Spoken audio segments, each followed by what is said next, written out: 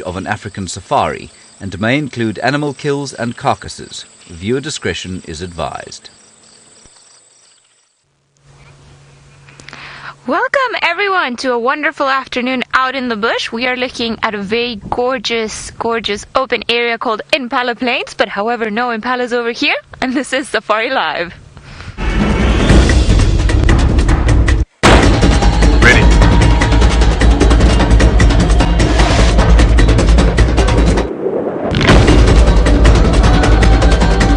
Standing by.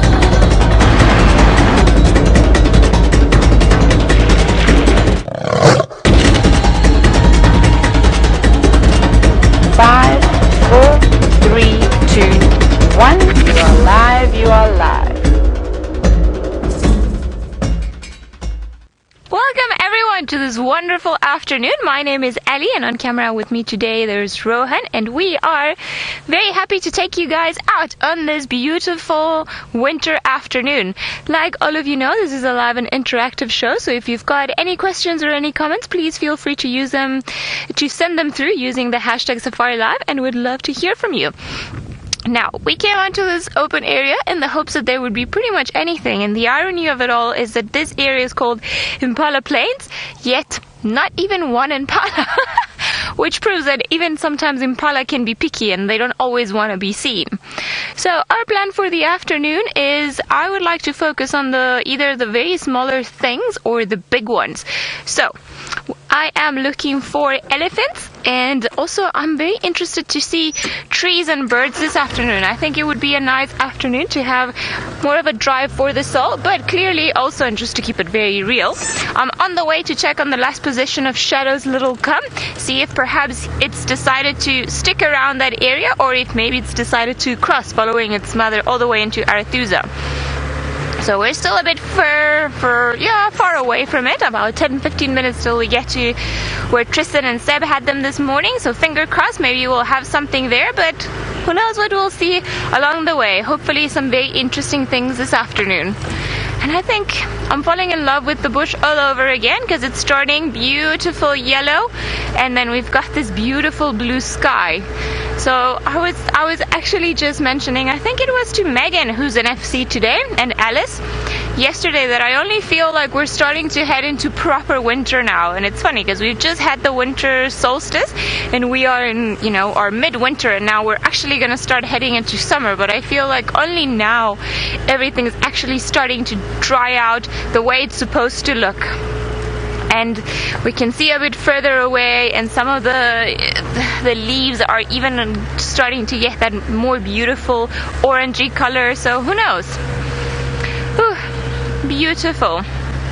While we carry on driving down this road to check on that position for that little tiny leopard cub, let's go over to Tristan, who wants to say hello.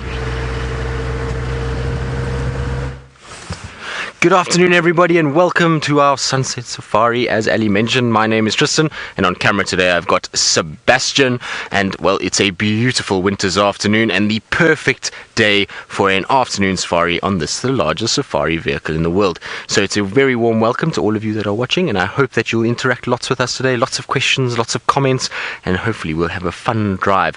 Now remember, if you do want to get hold of us, hashtag Safari Live on Twitter is how you do that, and hopefully, like I say, it will be a busy afternoon. We're down in the sort of Mulawati area, just trying to see if we can't find any of the big grey giants that are the elephants. They've been a little bit sort of hidden of late. We haven't seen too many of them, and in fact in the last 3 weeks I've only seen one herd, and that was on Chitwa. So I'm going to try very hard today to find a herd of elephants. That is going to be my main aim, and hopefully Ali will be very successful with her leopard cub, and that will really make things sort of joyous this afternoon, I think.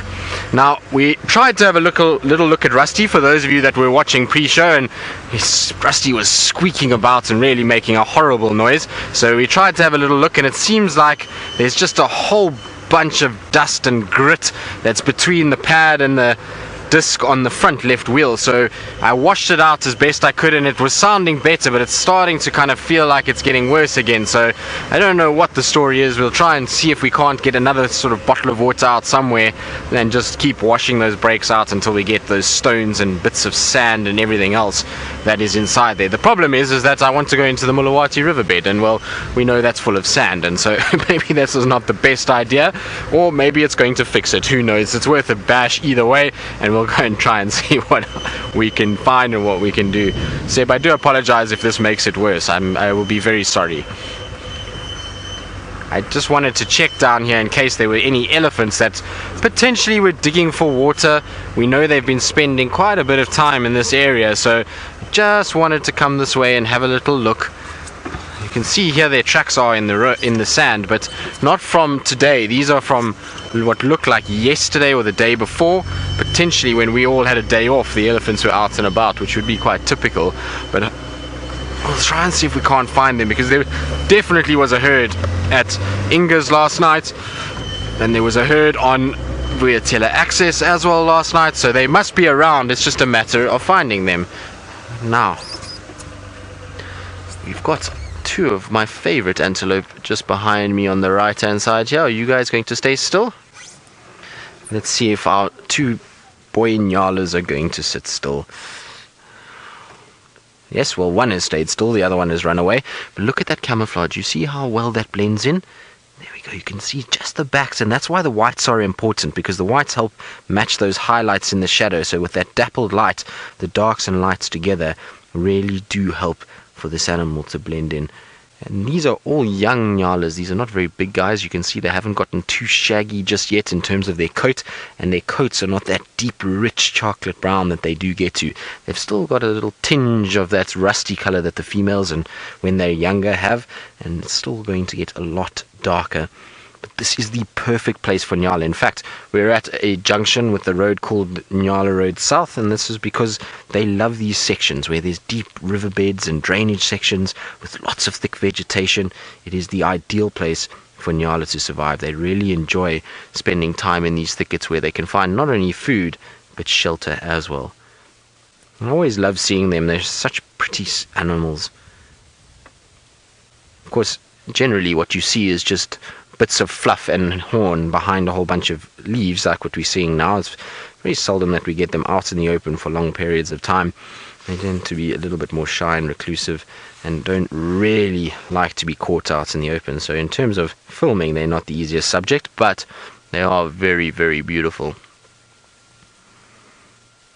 Alright, boy, well, we're going to leave you to it. Let you enjoy the rest of your afternoon in the thicket, and we're going to carry on. Try and find these ellies that hopefully are not hiding in the thickets as well. Now, while we carry on and begin our endeavor to find these large grey animals and hopefully fix Rusty, let's go across to Ali and see whether or not she's gotten any signs of those little leopards cub, or whether she has any updates whatsoever. Well, it seems like they have moved up.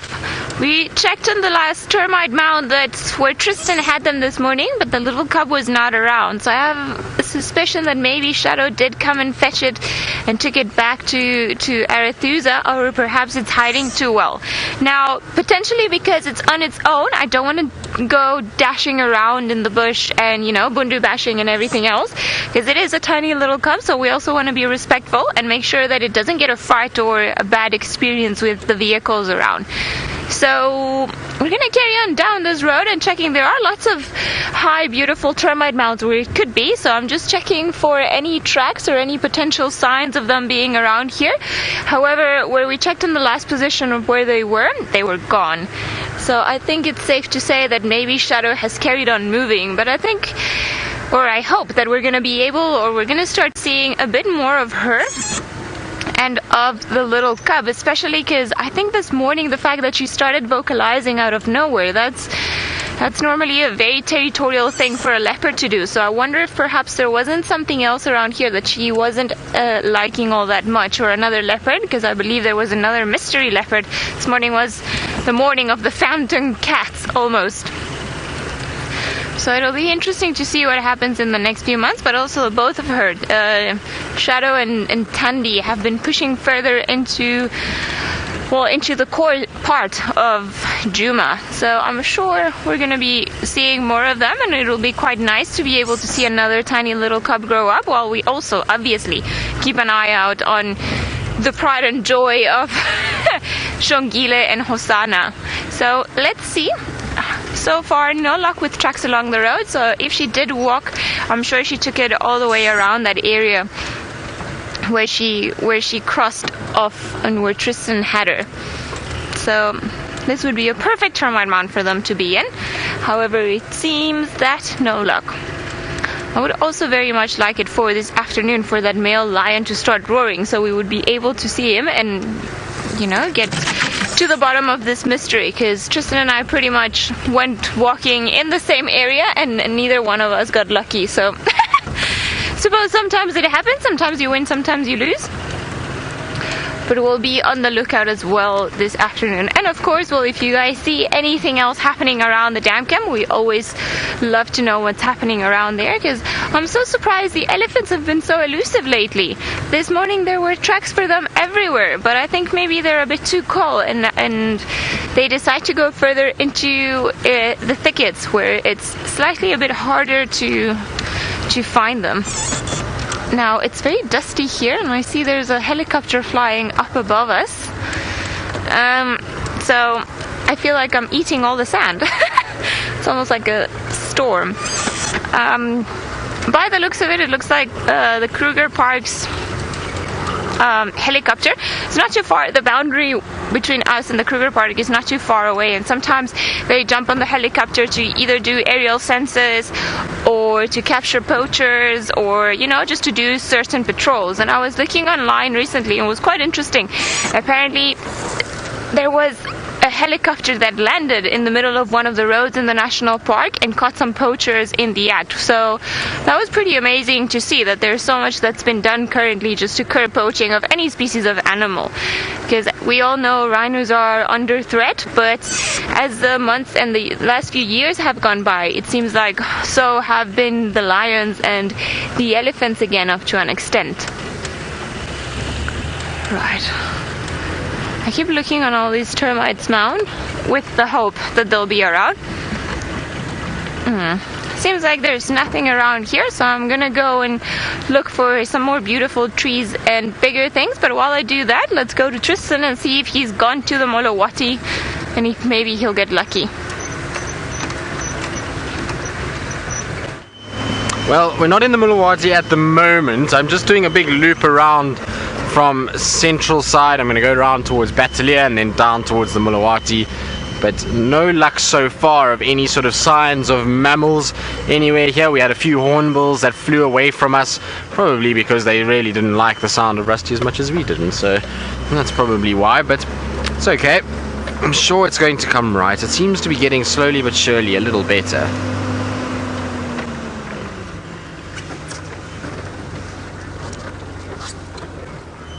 Oh, well, you're wondering if this squeaking will scare the animal's ears. Well, if it is doing as much damage to my ears as it's doing to the animals, well then yes, I would imagine it will.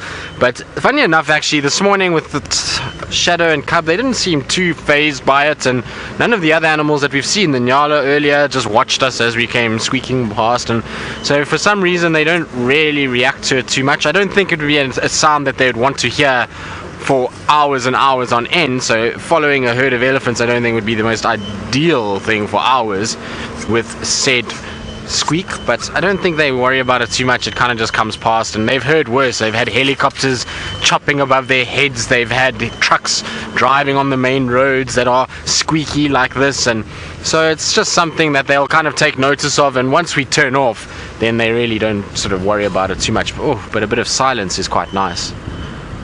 Wonder what it could be. It was seemingly okay, and it seems that in reverse it doesn't do it. So maybe we should just do our safari in reverse, Sebastian. Should we do that? I might have a broken neck by the end of 3 hours, but well, let's try and do it. It's just I was reversing and it was silent, so it was actually quite pleasant. We'll have to get the little side mirrors so that I can just reverse the whole driveway. Never know, maybe we'll spot something that we otherwise would have missed that was hiding in a bush behind us. It's so pretty up here though. It's one of my favorite places to drive. I know Brent used to say that this is one of his favorite roads, and I remember the first time I ever came to Djuma in terms of being on a drive was with Brent, and we came up this way, and he was showing me the escarpment, which you can't see at all today because unfortunately it is just so dusty that the Drakensberg Mountains are a very, very, very faint line in the distance. In fact, they are pretty much invisible today, which just shows you how much dust is in the air. But somewhere there should be the Drakensberg Mountains, and you should be able to make them out normally very, very easily and clearly. But this afternoon, well, it's all just hazy and very dusty, and that's not a very good visual of the mountains at all. It means that we might have a beautiful sunset though, because when the sun sets behind towards those mountains, it's going to be filtered by all of that dust, and therefore should be very pretty. Where did these elephants come from? Now it looks like all of these elephants came in yesterday, because their tracks are not fresh. They look like they've had hyenas and civets and genets and white-tailed mongoose all walking around on top.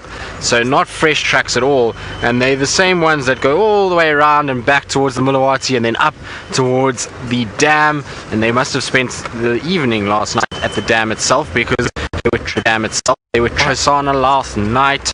He was cruising around the dam area, and well, the elephant tracks were all there as well, so they must have been there at some stage during the afternoon. And from there, I'm not quite sure where they went. The tracks all over the western side of quarantine, like tracks on retailer access. There's even still tracks on this road, so we're going to try and just decode the mystery as to where they've gone. Now I believe gremlins are trying to climb aboard. Maybe the squeak attracts them, and so before they get on here and attack us fully, let's go back to Ali and see where she is and whether or not she's going to go up towards Buffelshoek Dam side and search for something elusive up there. I am gonna go to Buffelshoek Dam side, Tristan. I think that would be a very good area to go into. I feel like exploring a bit of a different part of Djuma this afternoon. I was going to say this morning, but I think maybe that would have been wrong.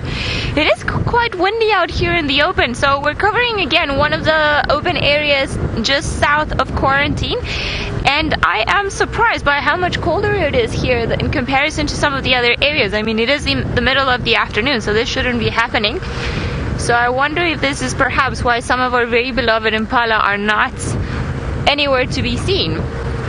Just because maybe they're a little bit colder. But don't you worry, we're going to head into a bit of an area that's slightly thicker now. And then while we do that, hopefully we'll be able to tick more birds off the list. Because I have a feeling today we're going to get a nice bird to have a look at. Hopefully. A tiny little raptor, that would be pretty amazing.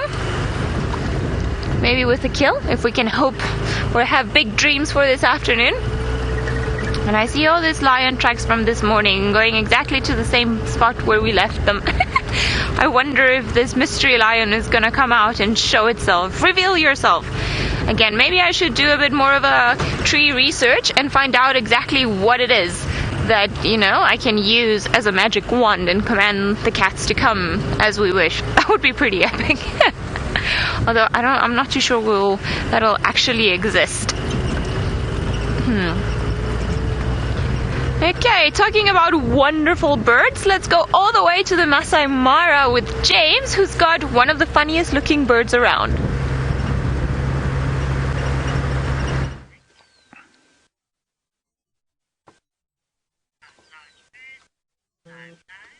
Hello everybody and welcome back to Kenya. It's been a little while since I've addressed you from the hallowed grounds of the Masai Mara. That of course is a secretary bird. My name is James Henry, and Fergus is on camera. Yes, that's what I said, Fergus. He's come all the way out from South Africa, as Scott I'm sure told you this morning. Hashtag Safari Live is how you get hold of us. We're as live of course as Tristan is down in the south at Djuma, and those are two rather magnificent secretary birds. On the lookout for snakes and other nice things to eat, lizards perhaps. And, while the diets of birds have been comprehensively documented by various researchers, sucking up countless dollars in research grants, etc., I am more and more of the opinion that of these meat-eating birds, basically they will eat anything they can overpower. These ones, of course, are particularly well adapted to killing snakes with those long legs, and they do that by stamping upon them. But, you know, they'll take just about anything that tastes meaty and good. Probably not sort of spinach and that sort of thing. And I will tell you, I was recently in Nairobi, of course, and I was treated to a meal by a chap who was helping me out there called George. George took me to, he said, well, let's go for something Kenyan. So I said, well, I think that's a very good idea. So off we went to this place called The Legend. And at The Legend, I think I ate about half a goat on my own. We were served a goat stew, sort of barbecued goat, various bits in between, different kinds of goat. Oh, I see, we're having a lie down. My story is so boring that the secretary bird has gone to sleep.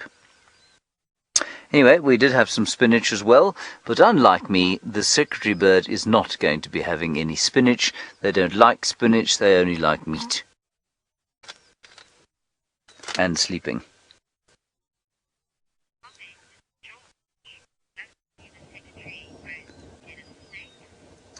George, you say you'd love to see the secretary birds get a snake. Well, I'm sure, unlike that will be very much in contrary to the opinion of the snake, for example. I don't think they would like that at all, George.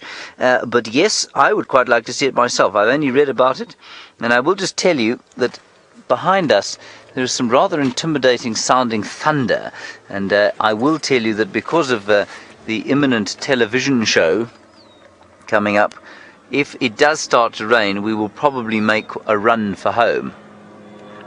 But that is not to say that until it starts to rain, we won't deliver the best possible game drive imaginable. Right, I'm afraid I'm going to have to disturb that secretary bird because I need to get down this road.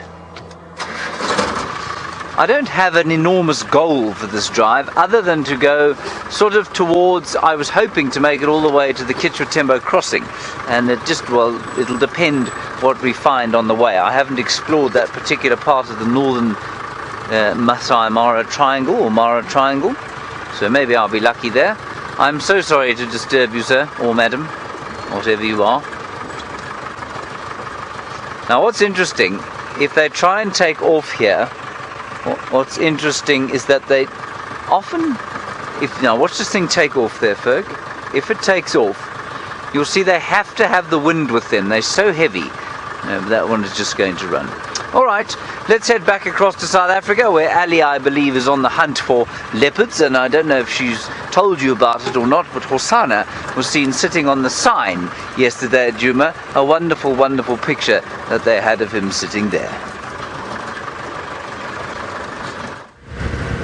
Yes, it was wonderful yesterday afternoon. I think we got so lucky with Hosanna, and it was right that moment as he was walking towards the sign that everyone would quiet as in like, he's gonna jump, is he gonna jump? And he did, and we were so super excited about it. It was a stunning photograph, and of course we've got the master of photography, Tristan, who was very quick to be able to take a photo. Now, there are some birds on top of this tree, so maybe let's see if we can have a look.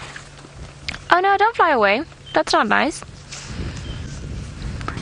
Let's see if perhaps, because I have lost it already now, so there were some white crested helmet shrikes that were flying all around here, but I think they are coming up and down the tree. There we go, flying there towards the back of the tree. Naughty, why are you going to the back? Come back.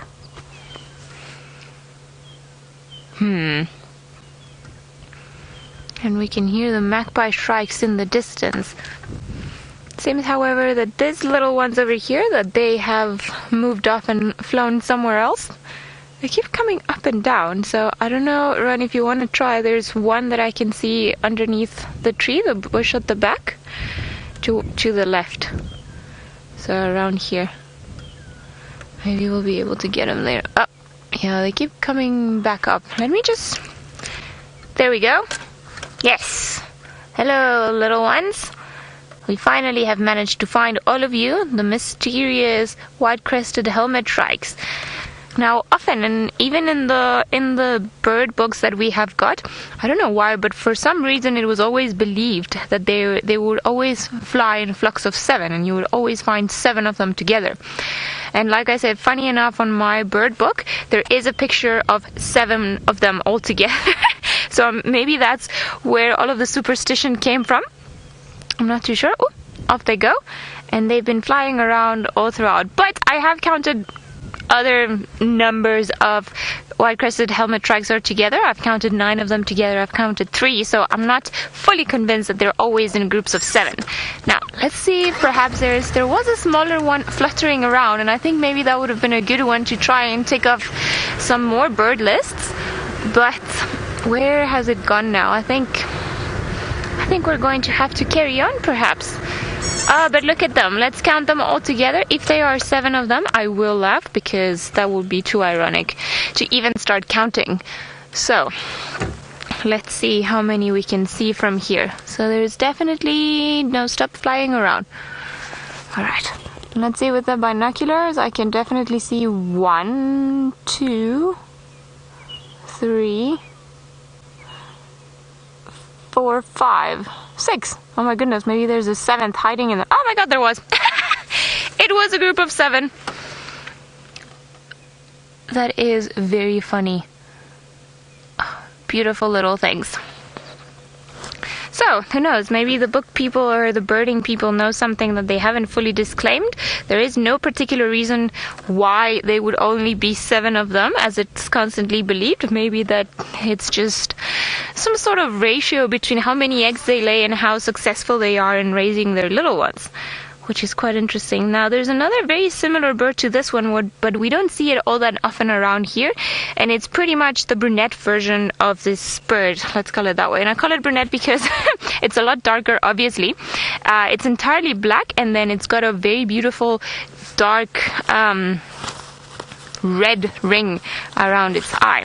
Just want to try and get it on the book for you guys quite quickly, because they are something to be seen.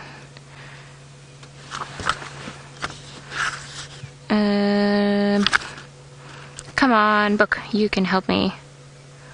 Alright, I think that I might be a little slow at the moment with the bird book. So if I do find it, I will show it to you guys. If not, then maybe I'm gonna wait a little bit longer and show it to you. But it's pretty much the same version as this little bird, but it is just all black, and it is very beautiful. And they, funny enough, they make the same call pretty much. So that's why it's sometimes easier to confuse them, and you'll see one and you'll be like, oh, please come on, be the Reds helmet shrike. And no. Alright, why? I think maybe I need spelling. Oh, look, the secretary bird, but that's definitely not the one that we are looking at. Okay, Reds.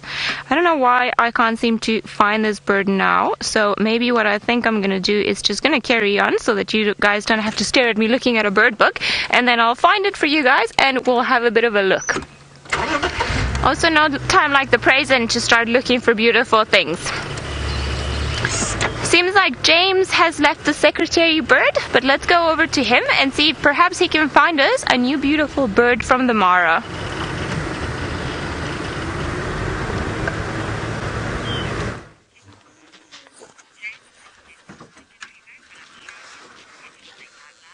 Well, I've got a bird of indeterminate species at the moment.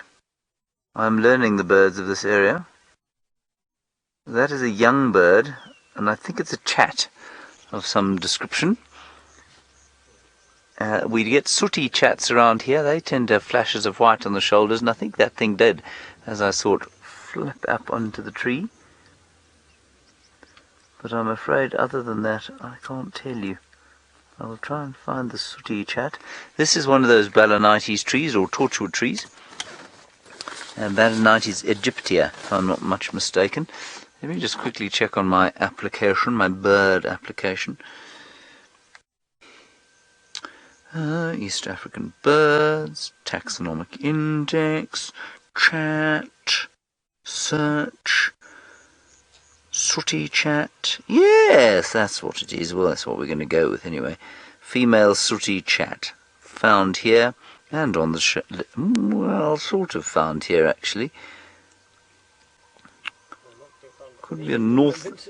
No, you can't find it, of course.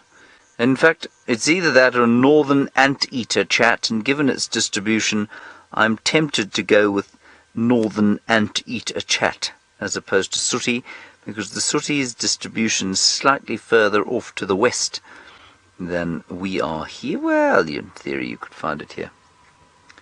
It's sooty or northern anteater. Now, we've stopped here, and that immediately has alerted another game drive vehicle to our presence, and they, of course, assumed that we have spotted a cheetah or some such, because nobody stops for birds here. So now we're going to drive off. And I will tell you that as we drive off, it's rather intimidating, because the vehicle behind us has got 6 wheels. It looks like some sort of army vehicle, and it makes a noise, the likes of which you'd imagine if the devil himself had a car, that is what it would sound like. So we're going to continue down the way.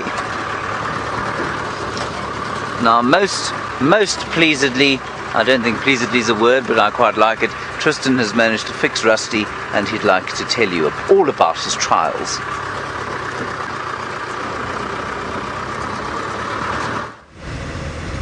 Well, indeed. So we had Seb and I under the car with spanners and Leatherman, and well, listen.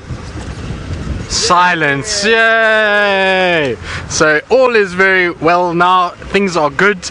Rusty is, well, he's been bush fixed. I wouldn't say he's been fixed, because that would be a massive stretch of the imagination, but Rusty is bush fixed. And well, what had happened was there was a protection for the plate, well, a plate that protects the disc, and that had come off the welding and was now touching the disc, and that's why it was squeaking so much. And so what we did is we just quickly made a bit of a bush hack of it, and we bent it slightly back and over a nut, and that's now stopping it from rubbing against the disc. And like I say, silence is golden. I don't think it's going to last very long, and well, probably not after we go over any sort of bush whatsoever, but we're going to give it a bash and see what we can do. It definitely is a lot better than what we had earlier, that's for sure. So I'm quite excited about the fact that it's quiet for the first time this afternoon, and I think Seb is too, because Seb was not saying anything. He was trying to manfully power through the situation, but was, I think, starting to get just like me and getting thoroughly irritated by this high-pitched squeak that was just moaning from the front left vehicle. So all happy that Rusty no longer sounds like a squeaky toy from a 2-year-old, and is now really back up and running to the way it should be, and the hardcore Land Rover that Rusty is. Well done, Rusty.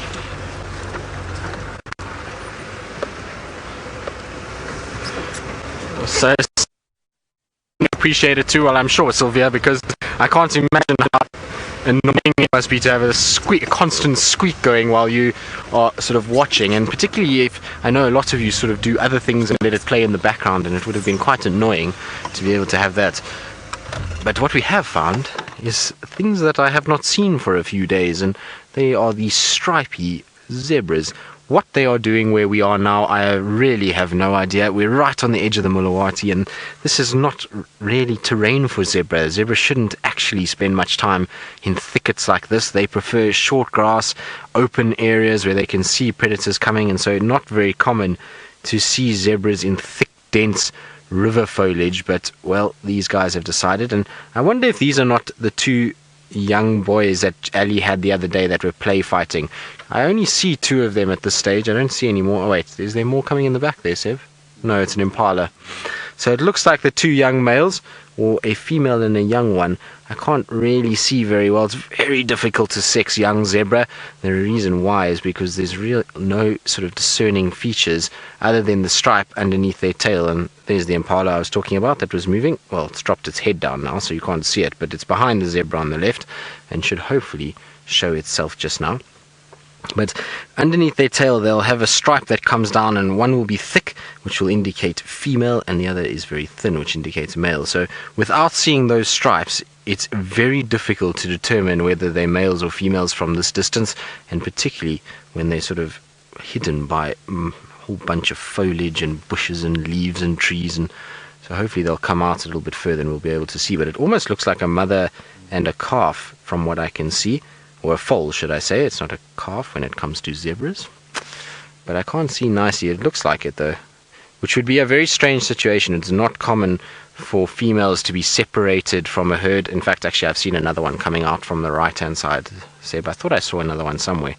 But there is one just starting to come out from the right. It's in amongst those thick, sort of dense, quarry foliage, and right behind that it will come out probably in the next few minutes. It's facing towards these two that are a little bit more out in the open. But I surmise that they probably went to drink either in at Twin Dams, or they've gone to the Mulawati, where there's potentially water that has come out of holes that elephants have dug. And zebras may realize that those water holes are far more sort of tasty water. It's filtered, it's better, and it's not what they're going to get out of somewhere like Twin Dams. And that's maybe why they're busy drinking in these areas and what's brought them to this area, because like I say, it's not really great habitat for zebras and not a place that they should spend too much time. They're going to ask for trouble if they spend time in thickets like this. And lions and leopards will take full advantage of zebras when they are in dense areas, because they're able to get a lot closer. Zebras tend to have very good eyesight, and in thickets like this they can all hide away and be able to get that much closer to be able to stalk zebras. So I'm pretty sure they're not going to hang around here for most of the afternoon. I'm pretty sure they'll start heading up and out towards a more open section. Either way, thankful to see them. They are really beautiful animals. There's white and black stripes. Oh, very cool. So you can see that's a young zebra, and it's actually trying to suckle. Look, you're a little bit old for suckling, hence why mom has just moved off quite quickly. There we go. I wonder if they're not going to cross in front of us if we just sit patiently. But do you see how that camouflage works? Now, I know zebra's black and white pattern is not predominantly for camouflage, but you can actually see in that situation, it actually works very well. If their tail doesn't flicker and doesn't move too much, you'll find that they are very difficult to see. Those patterns almost break up the outline, much like what we'll see on a leopard or a giraffe, and it makes it harder to actually see them. So there is some sort of camouflage, even though it's not the primary use of that. It's more used to try and disrupt a predator's vision. And there comes the other one that I was talking about, out. Also a young zebra.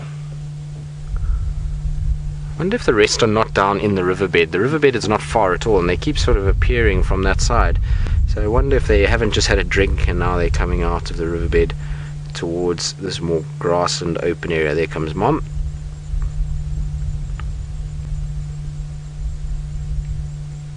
Now, of course, we get to see small groupings of zebra here in Djuma, and not very many, and they normally have a stallion with females and young ones, and they're quite sort of defensive of their home range, and the male will chase any other males that he sees. But up in Kenya, now that the migration is starting to arrive, you're going to see zebra spectacular. It's going to be just kind of zebras everywhere, and you'll find it's a very different structure to what we see here. There, the zebras tend to move around, females in big groupings, and the males will compete for those females when they're in heat, but otherwise are not too fazed by each other's presence. Because all those animals are moving together in unison, they don't worry too much. There's enough females to go around for everyone. But here, because we don't have that same population and that same amount of animals moving together, the males have to be far more defensive of their young one, or their females and their young, and therefore that's why they're a little bit more territorial down here in the Kruger National Park system, as opposed into the Masai Mara and Serengeti system that James is busy gazing upon over the last few days. So a little bit different. Yes, we're talking about you. And you'll find that this time of the year now they're going to start feeding, and probably a lot longer than what they would in the summer months. In the summer months there's going to be nutrient-rich grass that they're going to be able to feed on that will be full of moisture, whereas now you can see that grass is now dry and sort of dead, and it's not going to have too much nutrients, and it means a zebra will just have to eat more of its percentage of its body weight than it would in the summer months to be able to sustain itself. It has a very similar digestive system to that you see on an elephant or on a hippo. They're hindgut fermenters, and so they just eat more than what the others, well, the ruminants do, like the impalas, to be able to sustain themselves, particularly in the winter months. They'll try and eat a lot more to keep their condition up to standard and to keep them healthy and strong to evade predators.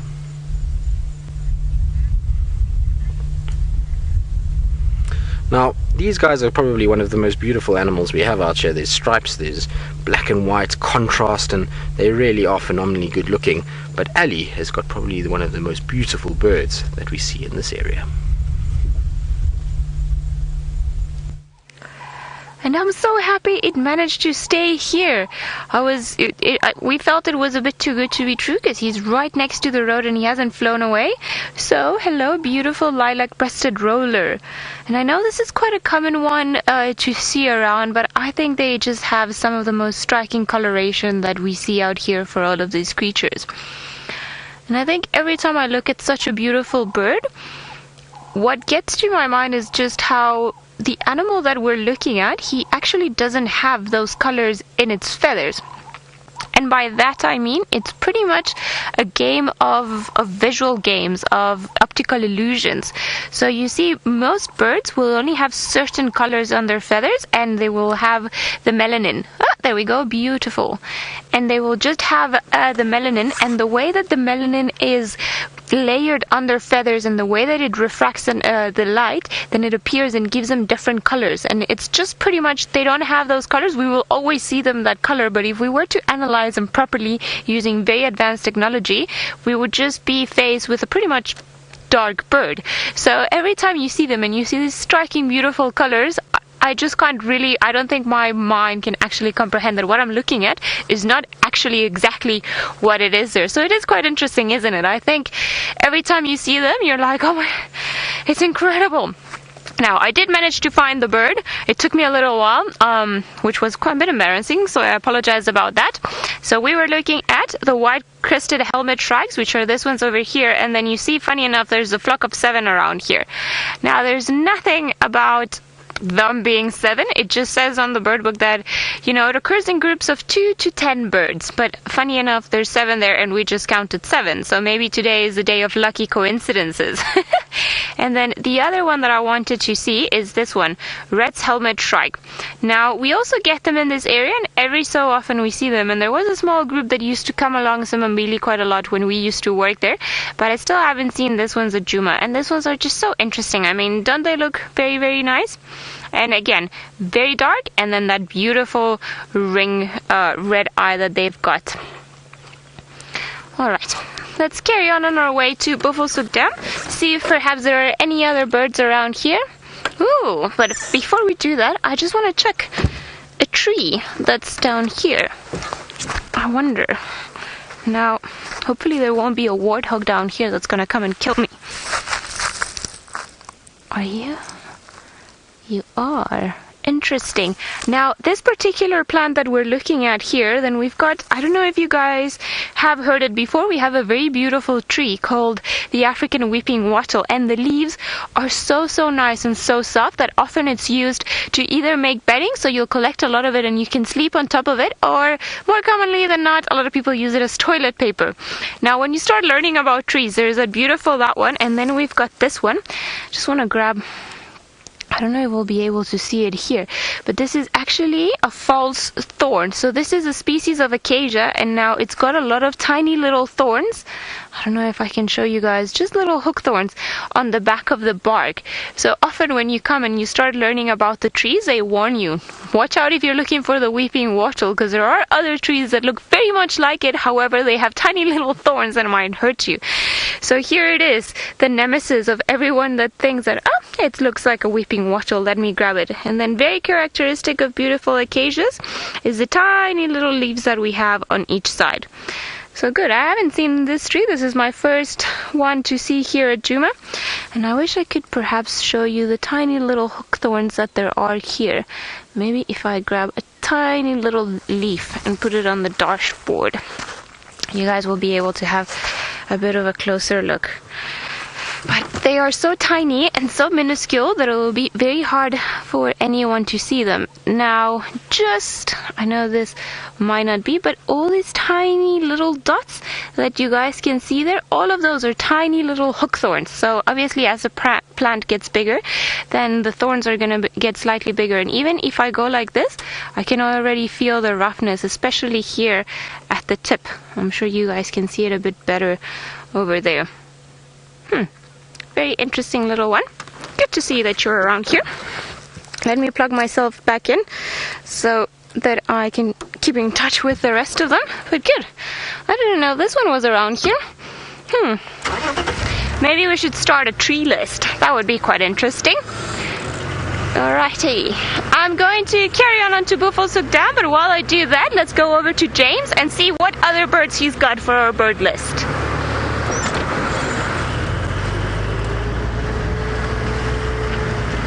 Tailed.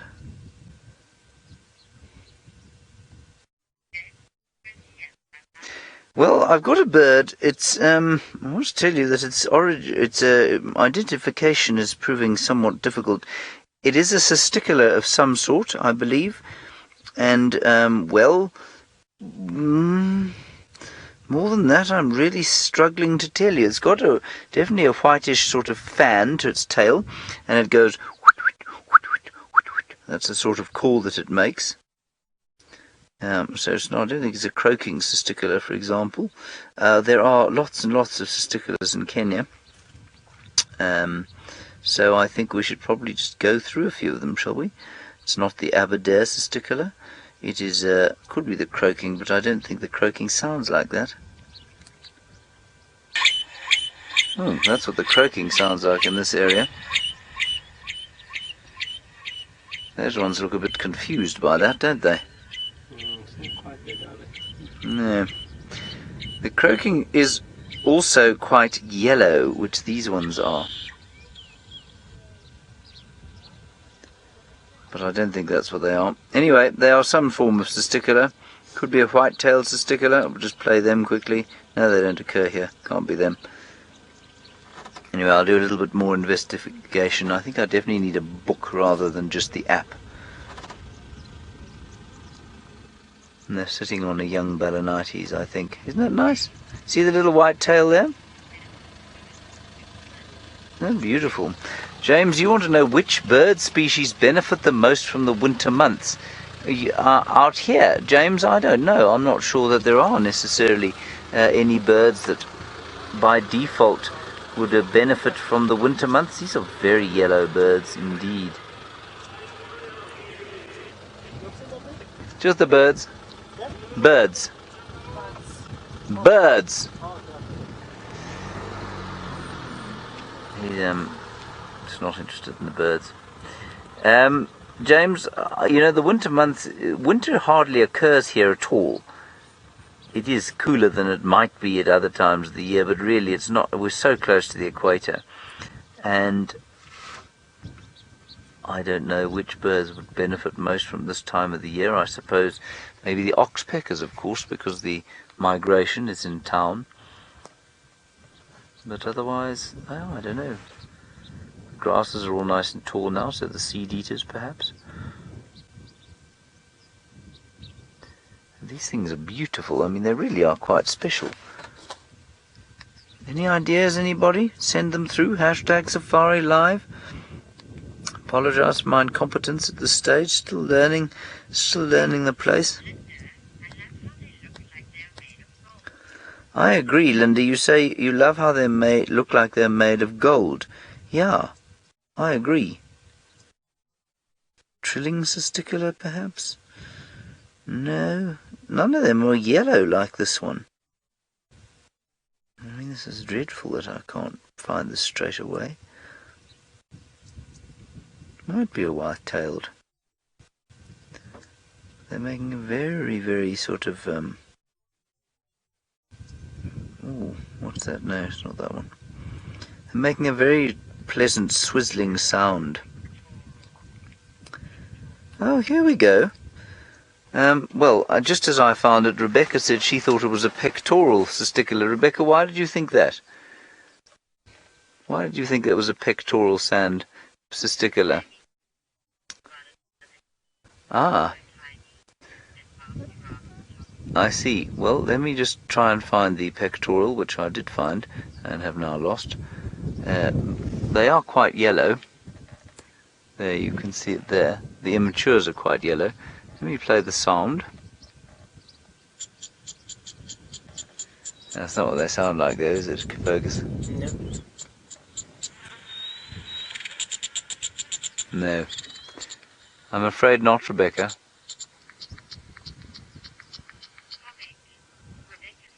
Anyway. Right, Rebecca Smith, we're going to have one last look here. You say you think it might be a short-winged testicular. Let's have a look-see. Short-winged, short-winged. I don't have a short-winged testicular. So I'm going to say no. I don't think it could be a short-winged testicular. Short-winged? No. No short-winged testicular, I'm afraid. Right, let's give up on that. We will figure it out as the time goes by. And of course, the great joy of this place is that we are exploring and learning all the time. In the meantime, let us head across to Ali, who probably is more competent with the birds that she has at Djuma.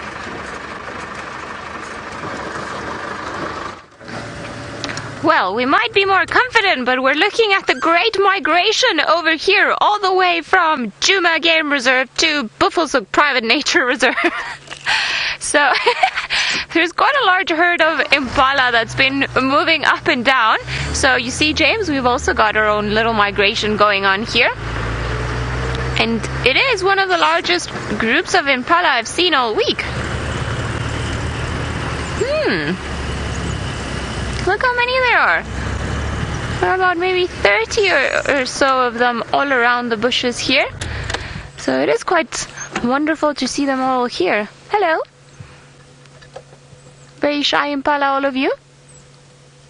What are you hiding from? So they're all here.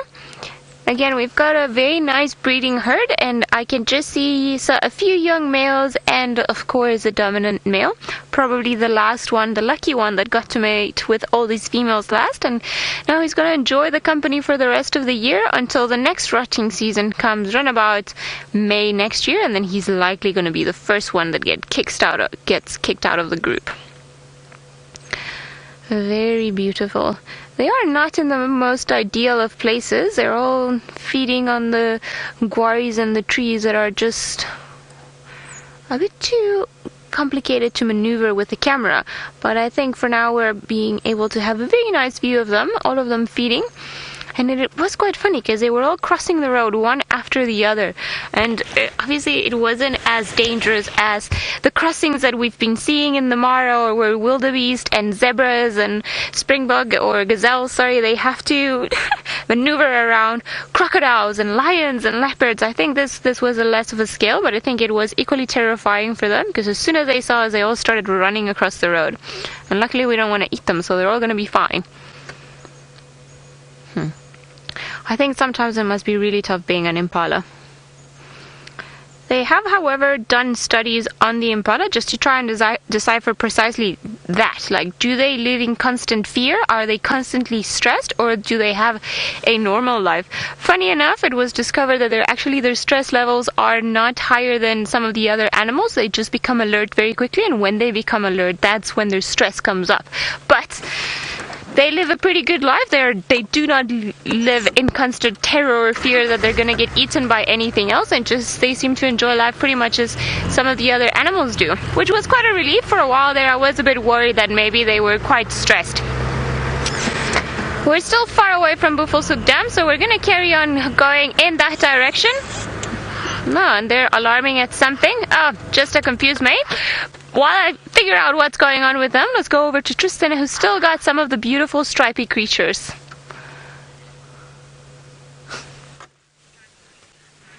We do indeed. We've got a zebra crossing, if one wanted to call it that, which is a very lame pun, but it is the truth. The zebras are all just slowly starting to drift over the road, and it is so beautiful just to watch them in this dappled light moving around, and they are such a nice relaxed herd. And I wonder if it's not a fraction or a portion of the McCurdy herdie, because they used to love twin dams, and they used to move from twin dams up to Gari Dam and quarantine area, and so I wonder if it's not them starting to come back. I'm sure Taylor will be very excited to know that the McCurdy herdie is around, because Taylor is back tomorrow, and so she just in time for her to come back. If they did arrive, it would be quite poetic, wouldn't it?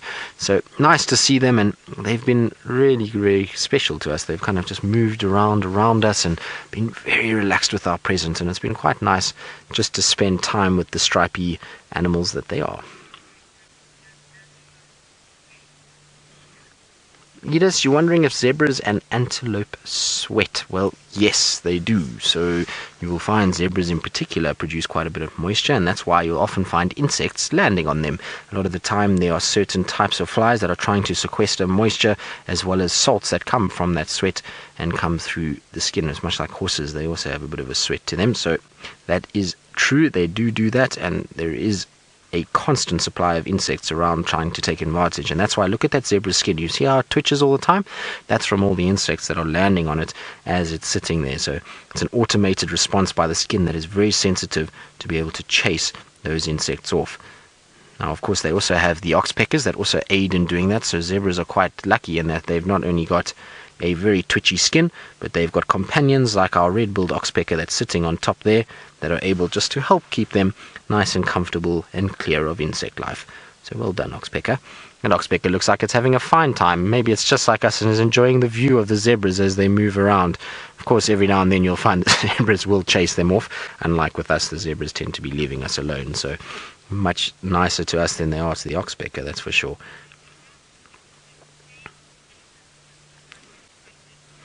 Right, well, our zebras are going to move off into quite thick bush, so we're going to carry on and go and check twin dams and see if there's any sign of our big ellies, as what we were looking for all afternoon. But I believe James has beat us to the punch and has got some ellies that look like they're sweating.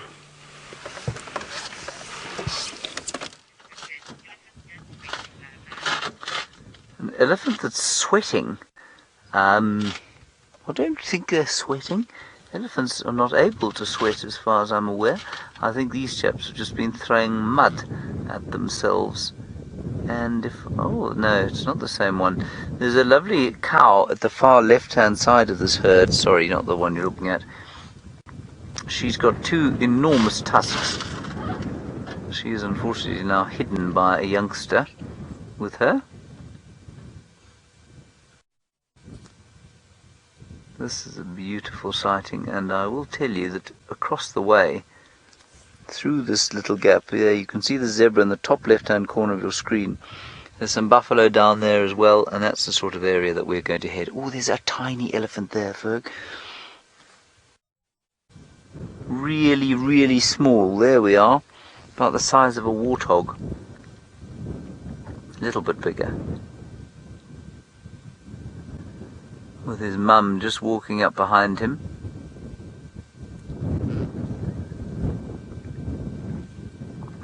I don't know what they're eating. I'm fascinated to know what sort of fruits they're trying to pick up, because they're picking up little individual bits and pieces of something.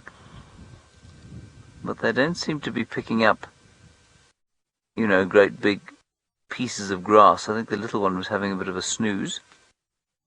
So they're not tearing out clumps of grass. One of them is finding a creeper that's growing on the ground. That one there that you're looking at now.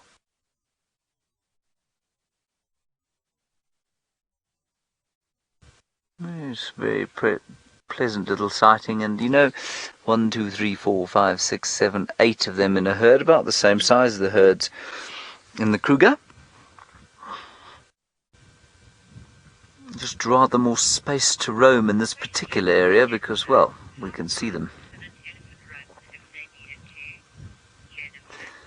Jennifer, you want to know how fast an elephant is able to run should the need arise. For example, if it was running from the police or something like that.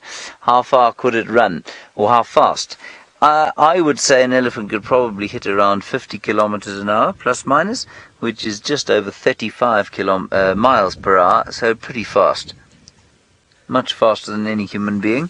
Faster even than Usain Bolt at his top speed. Faster even than Wayne van Niekerk, the South African, who's just broken the record for the 300 meters. He also holds the 400-meter record, in case you were wondering. Were you wondering, Fergus?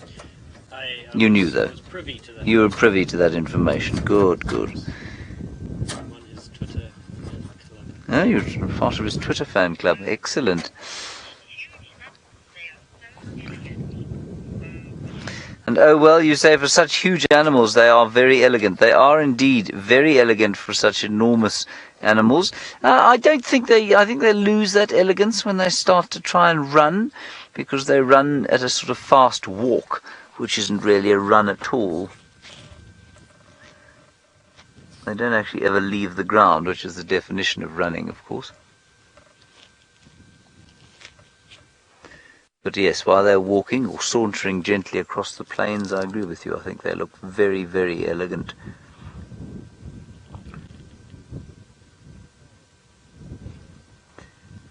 Good. I think we should carry on. And I think we should carry on simply because we need to watch the time. And so we just want to get around that side onto the banks of the river.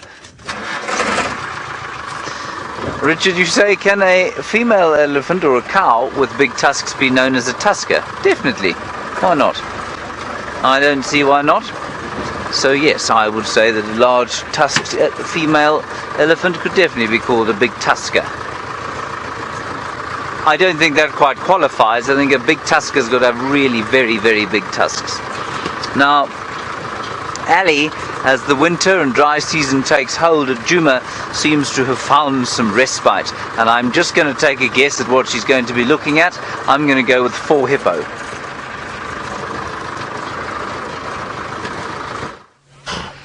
Well done, James. He clearly knows Djuma very well, as we are indeed looking at a hippo at Buffelshoek Dam.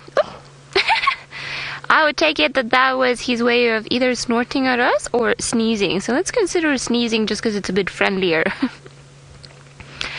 So there we go. That we're looking at, those are the nostrils of the hippo. It seems like he's being a bit shy. Perhaps he doesn't want to be seen this afternoon. So all he has to do is put up his nostrils. Are you rolling around in the water there? I think maybe somebody's having fun. So like I was saying, a lot of the times if they don't want to come out and they don't want to be seen, all they have to do is put their nostrils up like that. They will grab some air and then they'll go back down to the water. They can be underneath the water 8 to 10 minutes roughly. So if he doesn't really want to, we wouldn't even be able to see him. But when we arrived, he was pretty much doing what he is doing now, and I wonder if he's maybe fighting something underneath the water. And by fighting, I mean just having an odd afternoon underneath the water. I'm not too sure what could have disturbed him. Definitely was not us. But who knows? Hopefully he'll come back up. It is quite amazing, though, to think that one of the largest creatures is underneath the water over there. And if it wasn't because every now and again he puts up his face and decides to sprinkle water all around, we wouldn't even know it's down there. I mean, look how amazing it is. And especially as the water goes down. Whoop, there we go, down again. And as the water stills, there'll be no way of telling if there's a hippo around here. The nostrils are swimming towards us. And then they keep going down. This is some funny behavior from this hippo. Sometimes I wonder if they get a bit bored and then they just do this to play with themselves and keep themselves entertained. So now there we go, up again. What are you up to?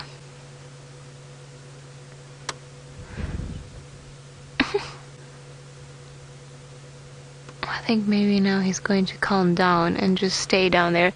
So we had lots of... Oh, hello, there you are. No, is it the weekend already for you, hippo? So we had lots of elephant tracks also heading into this direction. Unfortunately, it seems like the elephants have come and gone, and we keep wondering where they go, because we always get lots of tracks for them around here. They come down to the water, and then they seem to head onto some of the very thick areas around this particular part of Djuma. There we go again, a bit more to the right. I think he's just having pretty much a ballet under the water, because he's being quite funny. Just the nostrils go up and then he'll come up and we'll see him carrying on.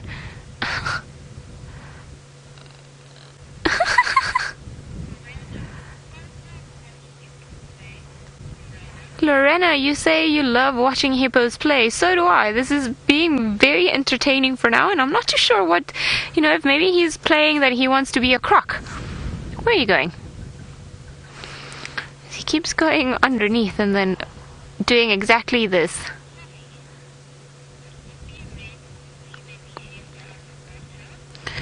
Holly, you say that it would be amazing to see their behavior underneath the water. I agree. I think it would be so interesting just to see what they get up to for all that time that we cannot see them. And I'm sure that's perhaps why some of the zoos I would imagine they are zoos and not aquariums actually, that have got hippos in other parts of the world. That's why the bottom parts are normally see-through glass, just so that we can see what they get up to. I'm sure it would be very interesting, and imagine if we could actually take photos of that in the wild. I think that would be unbeatable. Because like now, I wonder, is he jumping around the bottom, or is he just, when you impulse yourself and you start turning underneath the water? I wonder, what could he... Seems like he's swirling now. I think maybe someone is in a very playful mood. Hello.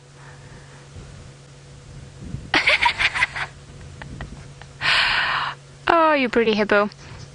There you go, the nostrils up again, and then he's gone back down, pretending that he's not doing all of this because we are here. This is quite funny. I think I could stay here and watch him for a little while longer. Are you gonna come back up, or are you gonna go back down?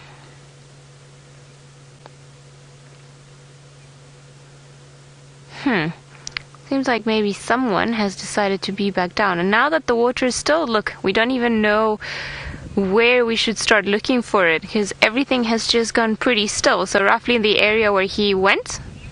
There we go. Dear watcher, you're wondering if hippos eat fish under the water. No, they don't eat fish. They are strictly vegetarian. Thankfully, all the bigger creatures, they only eat a vegetarian diet. So the hippos will come out of the water during the night most times, and they'll feed on the grass that's all around this area. Now that there's less available grass, they might have to walk longer distances. Sometimes it's estimated that they can walk up to 10 kilometers away from the water to then come back to be able to eat as much as they need to be able to sustain their weight. Someone's very shy, but no, they do not eat fish. Sometimes certain herbivore creatures, they are seen eating carrion or old carcasses, but that's more likely than not. That's more likely than not just response to a nutritional stress, and they need to sustain their diet with different nutrients. Right, we're going to carry on, see if perhaps we'll make it onto Chitwa today to see if some of the hippos are also having a bit of a playful time down there. But while we do that, let's go over to James, who's managed to find a quite interesting antelope. Now, these are some of my favorite. I was right about the hippo, of course. These are my favorite antelope of this area. They are, of course, the Topi. And I was learning about the Topi the other day. Let me just pull my hat down properly so you can hear me. And what I was learning about them is that they have the most variable social structure of any antelope out here.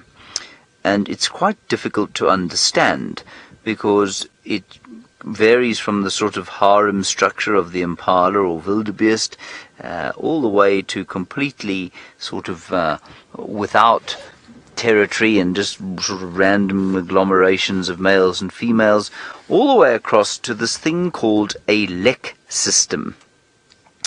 Now, it's difficult to understand what this is, but basically males establish territories that attract herds of females with their offspring, depending on the size. I'm reading this, of course, that's why it sounds like this. Depending on the size of the patches, territories can be as large as 4 square kilometers and sometimes border each other. Now, the fidelity of a female to a territory can last 3 years in the Serengeti, which is close enough as to where we are now. But the females in these territories function as part of the resident male's harem, but then they can move off. And the females kind of chase off other females who want to come close to the lek. Now, I'm still unclear as to exactly what a lek is, but in Kenya and the Masai Mara here, apparently these leks are established together. So territories cluster together. Oh, well, it says here, Topi males establish leks, which are territories that are clustered together. And the territories apparently have little value outside of the males in them. So the most dominant males occupy the center of the lek cluster, or the cluster of territories, and the less dominant males occupy the periphery. The males mark in the traditional fashion, with dung and standing in an erect posture. And then the estrus females seek out the more dominant males towards the middle of the lek system. And I heard some guides referring to this the other day and saying that they had seen some Topi lekking. Now I can only assume that means that they were fighting with each other or displaying quite obviously. So I'm still learning all of this stuff. And then it says that females quite unusually compete for dominant males, which I think is quite interesting because it's not something that we see in many of the other antelope species. Quite very like all the other antelope species, of course, the males will try and mate with as many females as possible, but females will aggressively disrupt copulations that their favored males have with other females. So there's quite a lot of jealousy in Topi social structure, but ladies don't like it when the men philander, and of course, well, I can think of certainly at least one other species in which that happens. Can you, Fergus? I can. Yes, me too. Very interesting. Anyway, I'm still learning about them, and I'd like to see the licking that they're supposed to be doing. I'm still not entirely sure what that means. But their coloration is just so special. I've given no mention, of course, to the warthog that's behind them, and if we pan off to the left, I've given no mention to the Thompson's gazelles that are very pleasantly sitting there, and you can see their size now in relation to those warthogs, which are big. I think those are big warthogs. They're probably slightly larger than the average at Djuma, but it gives you an idea of how tiny and delicate the Thompson's gazelles are.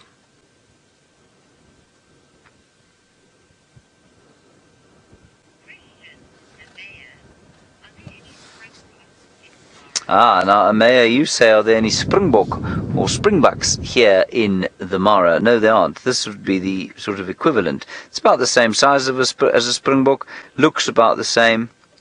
I don't think that it can survive in the same kind of desert conditions, however, that the springbok can survive. And there's a lot more rain than the average sort of desert habitat in which you'd find a springbok.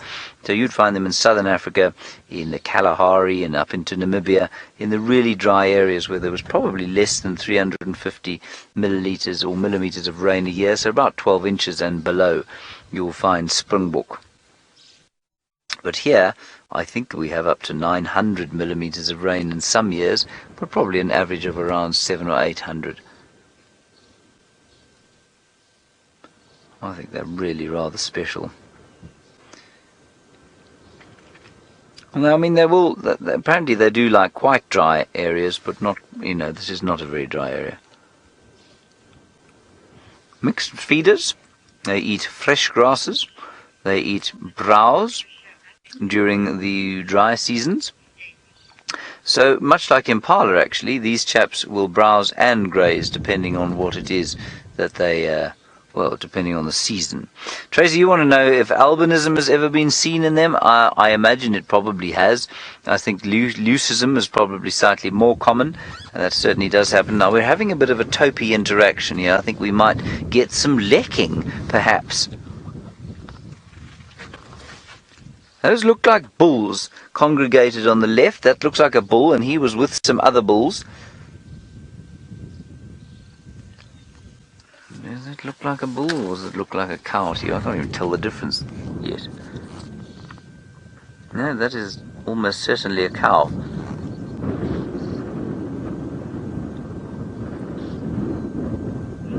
Let's just watch her.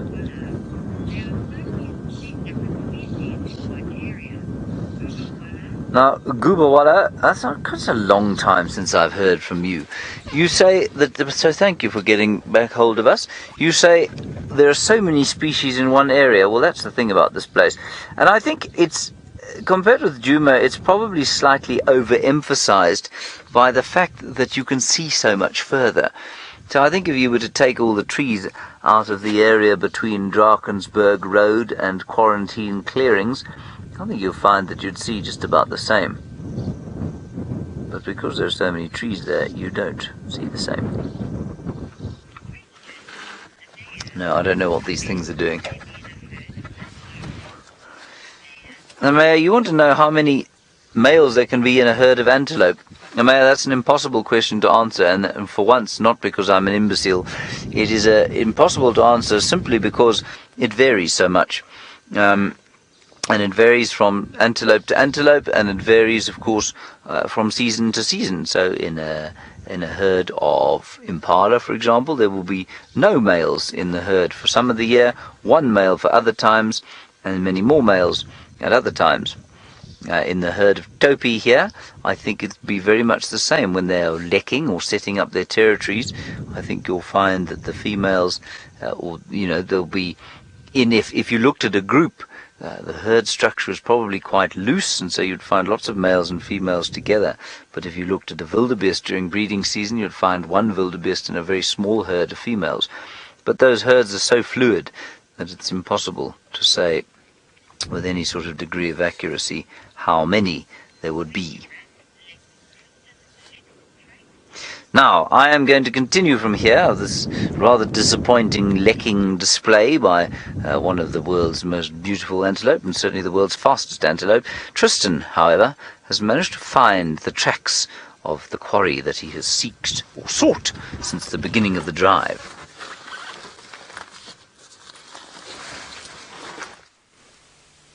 Right, so this is an interesting situation. We've got tracks of leopard that are all over this road. So I'm pretty sure these are the tracks that Ali was trying to follow this morning. And it's a perfect example of why leopards are the hardest animal to be able to track. You'll find a situation where these guys move up and down on roads, and they can move in very odd directions, and it can become really very tough to figure out what's gone on. Now, I've circled a couple of different tracks here. The first one is over here.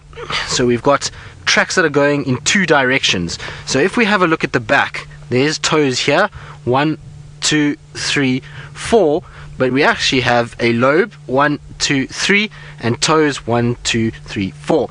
So what's happened is it looks like one leopard has walked up the road going in an easterly direction, and another leopard has then stood over the top of it, and from there he's then walked, he came, sniffed on the grass over here, and then from there has turned and then carried on back that way. But if you drove past here very quickly, you would think this leopard has cut off into the bush, and you'd have to get out and have a very, very careful look.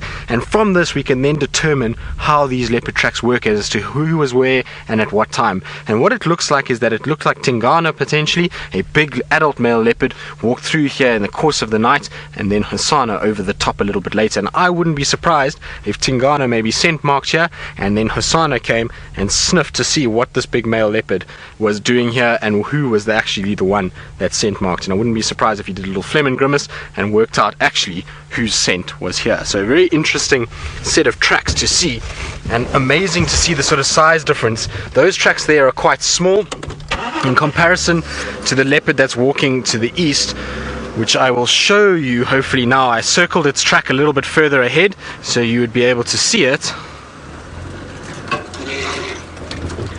But there we go. So there is the track that I'm talking about of the larger male. So sorry Seb, am I a little bit close? it might be fine. Let me go back. There we go.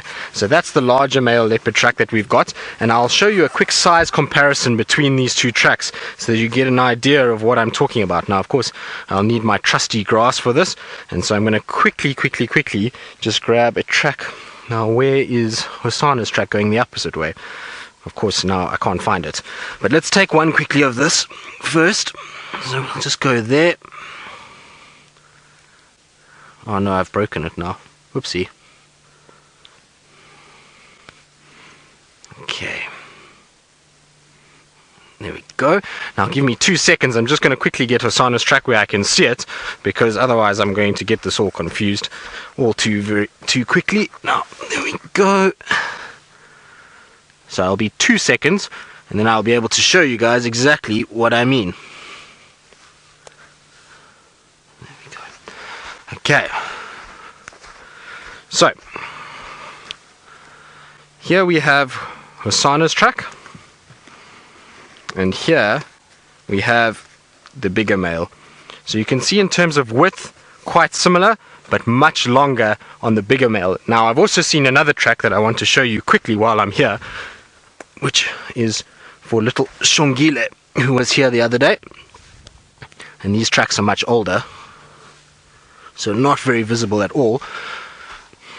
But here we go. Alright. In fact, that one's a little bit long. I do apologize. So, we have Dad in the middle, Tingana, little daughter on the right, Shongile, and then Hosanna on the left. So you can see how much longer the male's tracks are than Shongile's. Hers is much shorter, but in terms of width, the boys are also much wider tracks than Shongile. I've broken this little piece of grass, probably a little bit big, but that's the three of them, and all three of them have walked here within the last 3 days. So it's been a busy area for leopard, and hopefully we'll be able to find one of them at Treehouse Dam, because Hosanna's are probably the freshest, and we know last night we saw him around camp, so I'd imagine that's from the early hours of this morning, him walking around. But definitely it was a leopard playground last night. Oh, I've lost my cable to plug in to be able to talk to Megan. Sorry, Megs, I don't know where it's gone. Now my little tail is missing, which means I'm going to have to climb out to be able to find it again. What have I done with it, Sib? I normally tuck it into my pocket so that I can find it again, which is exactly what I did, but I forgot. There we go. That's better. Now I can hear Megan and the voice inside my head, which means I can hear all of you.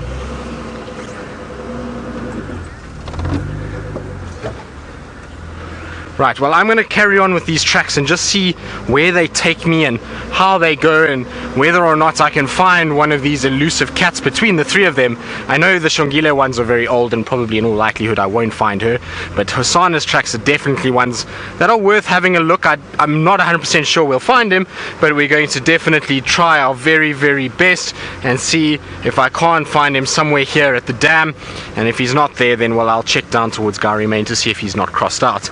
And so while we do that, I think Megan said we're going to go all the way to the Masai Mara and to Mr. James Henry, but maybe James Henry will get longer hair and become a bit more feminine, who knows, but let's go across and see. And of the skies, in terms of its size and its dominance over any other predator of the skies, that is. A vast bird. Difficult to get its size from there, but I mean, of course, we've seen them at Djuma many times.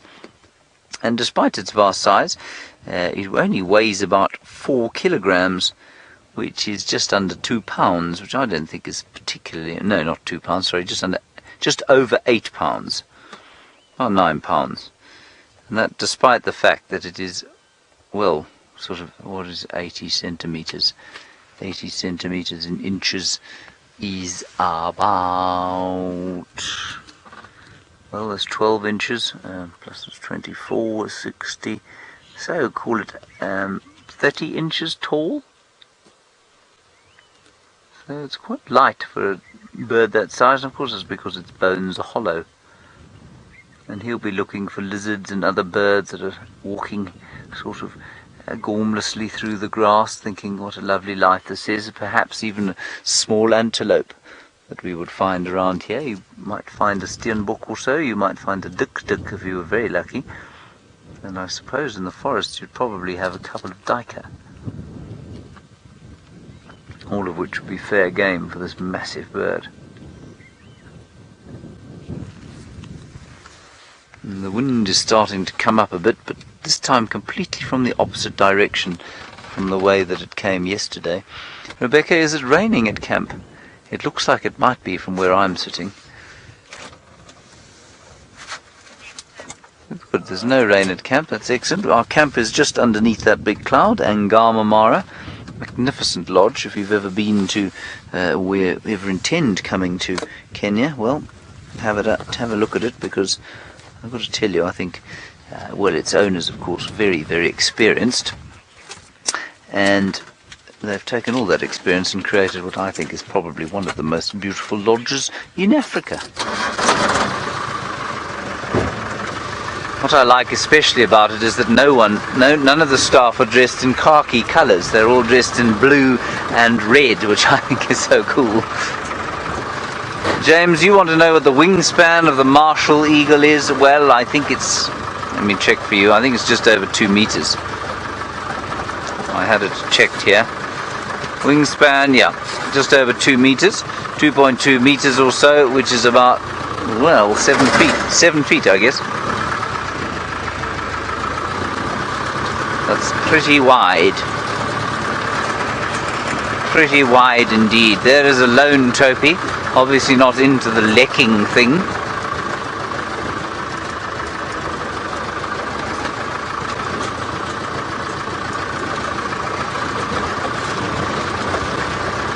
There are some lone Thompson's gazelles, well, 2 of them. And also, way across the distance in what I believe is called the graveyard, because many cars get stuck there, there is a buffalo, which I will show you when I've gone around this corner.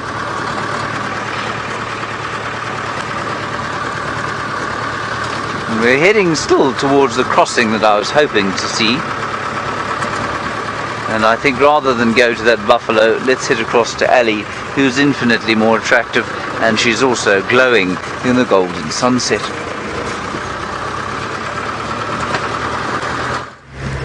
Standing by. Sorry guys, I just need to... what link? The one on the northern side of the dam.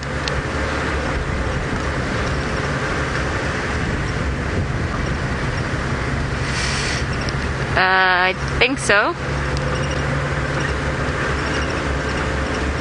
Yeah, A-firm.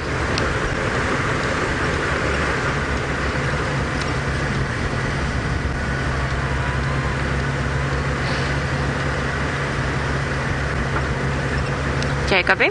Right, sorry guys, that was just actually Tristan who wanted to find out if I had driven a certain road this morning, because it seems like on top of my vehicle tracks there's been a spotted cat walking around. So he was just trying to find out if I had driven that particular road or not, although it took me a bit of a moment to remember, because we drove quite a few roads this morning, if not all of them in the southern part of Djuma, to be able to find that mystery male lion that hopefully, you know, it's gonna start roaring anytime now, lion. Whenever you want, we'll be here waiting. So lots of more LE tracks on the road. We've been trying to see if perhaps we can come across a herd, because they've pretty much been everywhere, but it doesn't seem like we are getting any luckier with elephant tracks. So let me just show you the tracks so that you see that I'm not making up stories and that the elephants have actually indeed been walking around this way. We come from the direction of the tracks, however we did not see the tracks. Right, whoop. Well, we did not see the animal, not the tracks we have seen. Right, so we've got the big track over here. So we've got, whoop, all the way around here, the back foot, and then I can almost see, where is it? The front foot, all around here. Now, my mind drawing, because being able to be artistic and drawing things is not really one of my strongs. So roughly it's been walking in that direction, and just judging by the size and the fact that there aren't too many other tracks around here, I'm gonna guess that this is for a bull. Now, as some of us know, the big track, it's normally the front track of the animal for most of the animals. Even lions and leopards, their front track is going to be a lot bigger than their back track, and because they have to carry the weight of the head, in the case of the elephant, the tusks and everything else, whereas the back track is slightly slimmer and a bit more oval in shape. So it's been walking in that direction, and we've come from that direction, and there have been no signs for the actual animal other than the tracks that we are seeing around here. And let's maybe just give you guys a dead grass, bit of a reference so we can estimate just how big the elephant track is. So if I put it here on the dashboard, it would pretty much be, if we straighten it out, because now this little piece of grass is not really helping, it's pretty much half the size of a car dashboard. Isn't that amazing? Just the whole size of the elephant's footprint. It's pretty big, and it's not as big as it gets. Like I said, I think this is actually for an elephant that's not too old. So I wonder if maybe there are some more down the road, or hopefully some more tracks heading somewhere else. Now I hear a pearl-spotted owlet calling here. That was the tiny little owl that's around here, so maybe let's just try and reverse. See if perhaps we can find it. Let me plug myself in, because that would be a lovely bird to tick off our list today. Alright, let's see if maybe we can see it anywhere around here, because it actually sounded very, very close to the road. I wonder where you are. I wonder if we play the call, if it'll come around. Hopefully it will, because this is one of my ultimate favorite little birds. There you are. I can hear you, but where are you? I think it's on that tree behind us, so let me see if maybe we'll get lucky.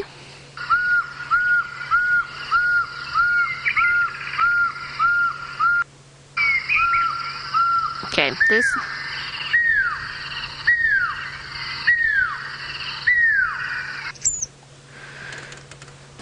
No? I think it's hiding too well. And it's a tiny little creature. It's about this big only, and it's one of my favorite birds. Let me just see if I can show you one quickly. They are wonderful tiny little things. I believe somebody's calling me on the radio. Sorry. Standing by.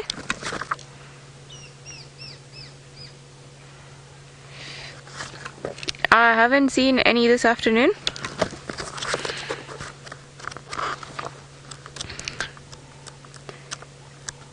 Alright, seems like everybody's a bit desperate for elephants, asking for elephants all around. But nothing around here. So we've got here this pearl-spotted owlet. This is the one that I was hoping that we were going to be able to see.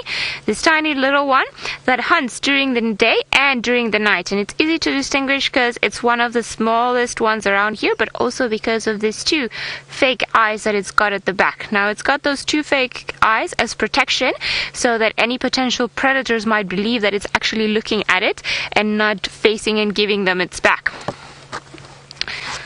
Alright, seems like, however, this little one has gone off. I can't see it anymore, or it hasn't even made a call. So I wonder... I think it wasn't that big marula at the back, but being such a little thing and against the sun, I don't know if we'll be able to see it.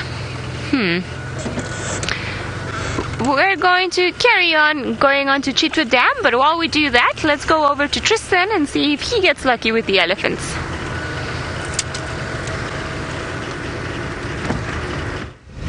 Well, alas, no luck with elephants, no luck with leopards so far, but we shall continue to persevere. Now, we found some tracks that I think are on top of Ali's vehicle tracks from this morning. She said she did drive there, and there are tracks on top of where an elephant walked, and then the male leopard tracks on top, so going to definitely try and have a look. But we did see some warthogs that ran across the road. I don't know if we're going to actually be able to see them now that they're in the grass, but we might see just how well they camouflage. You can see that long mane they have on their necks. Why they have it is primarily because when they're in grass like that, you see how well they blend in? Those long manes almost look like the tops of the grass and just help these piglets to be able to stay hidden when there are lurking predators like leopard and lions that we have in these areas. So very clever system for a warthog to have, that's for sure. But alas, they've disappeared, so we're going to carry on and just see. I'm going to go back to where I had those last tracks, because the tracks for the one leopard I found coming eastwards and then turning slightly north. The other track seems to go to Treehouse Dam and then come back around and then doing the same loop. So I just want to go back and check very, very carefully and see where they go. There's nothing that I can see crossing from Shabam all the way to Twin Dams. Of course I might have missed something, but there's nothing that I can see at this stage, so I'm going to go across that way and just check more towards the eastern side, Elephant Carcass, Chelapan. Even though I did do Twin Dams this afternoon, there was no sign that I saw, so I'll go back and check in case that animal has crossed over the top of my tracks. And that's how we do it. That's how we're going to try and find this leopard, and maybe we'll get lucky, maybe we won't. It's not the best tracks that I've ever seen. They're not bad, but they're not the freshest tracks that I've ever had, so I'm not that confident that we're going to find this animal, but we're definitely going to give it the best shot that we can and see if we get lucky.